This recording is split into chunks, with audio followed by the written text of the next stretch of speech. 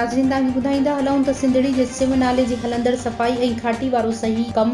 सही न थियण खिलाफ़ केतरन ई ॻोठनि जे रहिवासियुनि जंहिंमें ॻोठ चनैसर महर दिलोर ॻोठ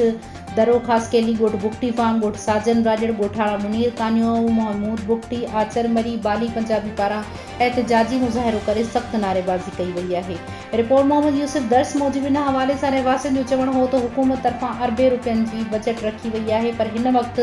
जेको खाटी वारो कमु कयो पियो वञे इहो नाले मातर कयो पियो वञे। सिम नाले जी हिकु पासे खाटी कई पई वञे, ॿियो पासो छॾियो पियो वञे ऐं टुकड़नि में खाटी करे अरबे रुपयनि जा आयल फंड खाधा वेंदा। रहवासियुनि जो चवणु हुयो त ज़मीनुनि मां निकाल करण वारियूं नालियूं हेठि हुजण ऐं सिम नालो मथे हुजण करे बरसातुनि में सिम नाला उबता वहंदा आहिनि, जंहिं करे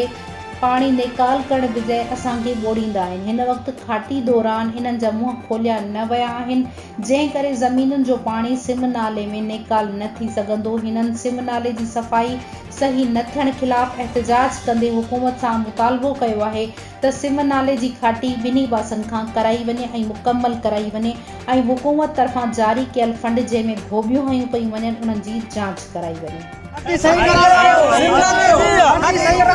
सिम नाले जी